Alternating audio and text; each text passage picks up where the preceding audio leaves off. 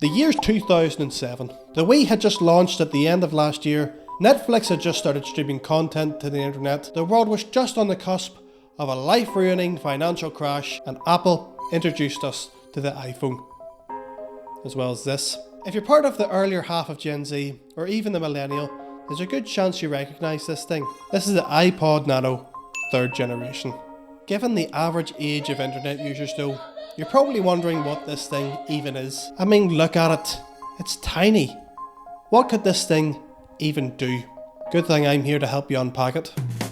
The general class in which all iPods belong are what's known as MP3 players. In the current age of content streaming in which this video was made, the archaic knowledge of the MP3 file and its players is kept alive only by us netizens who are geriatric old people. What's all that yelling? So for the new gens out there, let me help you get back up to speed. To start to understand this thing, we need to talk a little bit about file extensions. Unless you're a nerd like me and have them enabled on your PC, you probably aren't even aware of what file extensions are.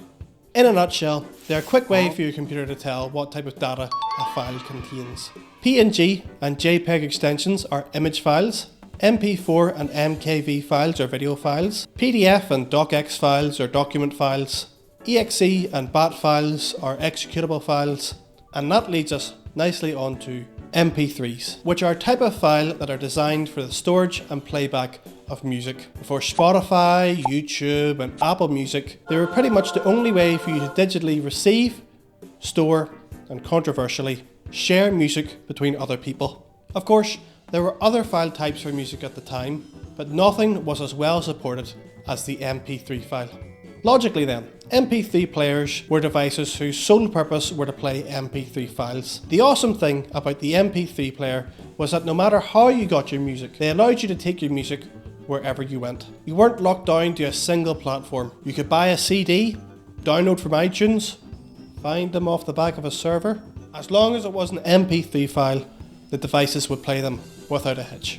The iPod, while the most popular MP3 player at the time, wasn't the only device on the market.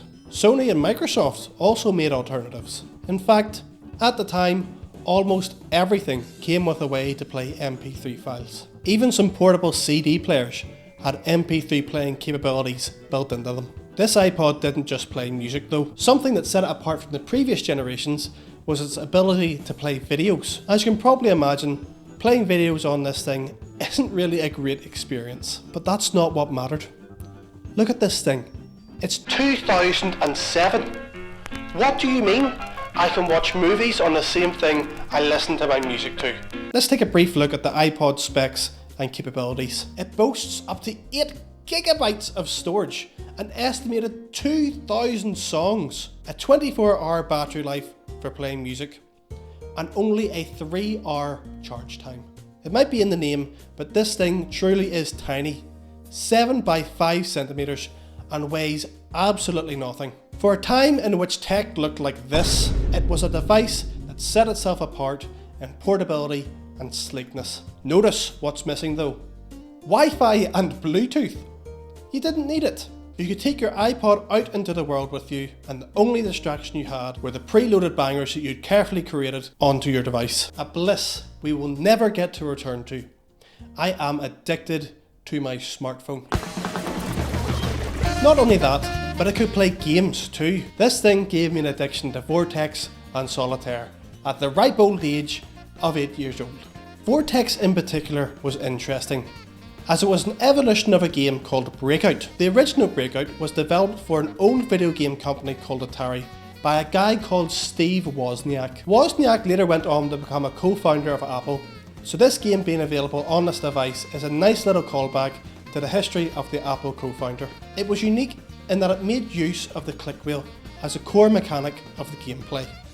The position of the bar was controlled by your thumb's position on the click wheel. In fact, as the only control surface apart from the lock toggle on the bottom of the device, a lot of games had their own spin on how to utilise this unique feature of the device. Truly revolutionary. If my iPod was functional to this day, I'd give you a demonstration. Wait, what's that? The iPhone could do all of this and more? Well then that presents the question. Why did Apple even launch this thing? The 3rd gen iPod Nano hit the store shelves in September of 2007. If you know your history though, you'll know that the iPhone launched in the same year, just 3 months prior. The iPod doesn't even run iOS. It's got its own software. So to understand why Apple launched this at the same time as the iPhone, let's take a look at the tech scene at the time. We can assume that Apple had been planning this device concurrently with the iPhone. Launching the iPhone, the first device of its kind and truly revolutionary, came with a lot of risk. Touchscreen devices of a similar type to the iPhone at the time had a stigma for being clunky, difficult to use and unresponsive. If consumers saw iPhone in the same light as the devices that came prior to it, it could very easily flop. The mobile phone market in 2007 was highly diverse, with many unique types of devices, unlike the current market in which your only choices are slate, and foldable. It stands to reason then that it needed some other mobile product besides MacBook to fall back on.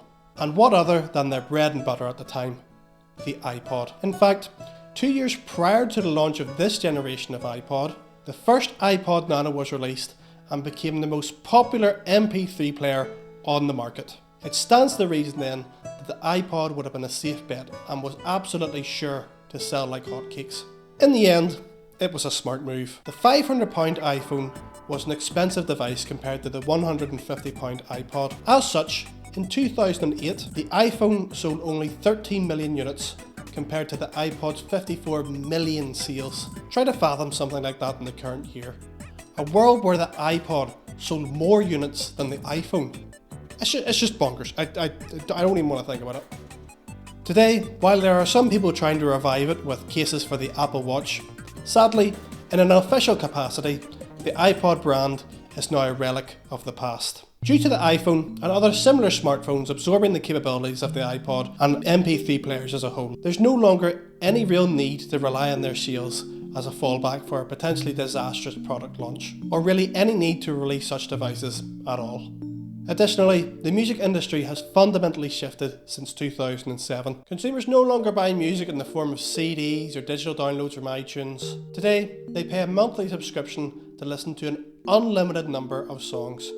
An insane prospect whenever you consider the fact that just 17 years ago, the concept of taking 2,000 songs wherever you go was simply mind-boggling.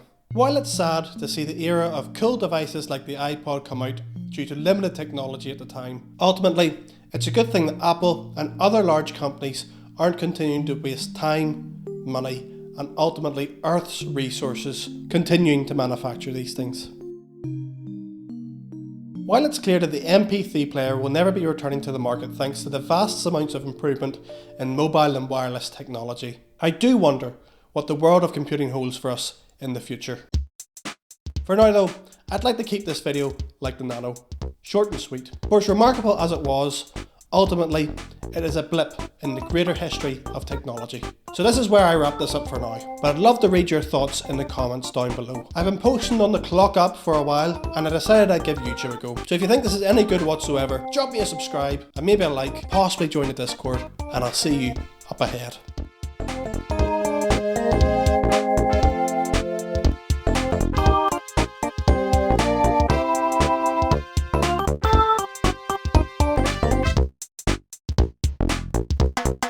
Download from iTunes, find them off the back of a server,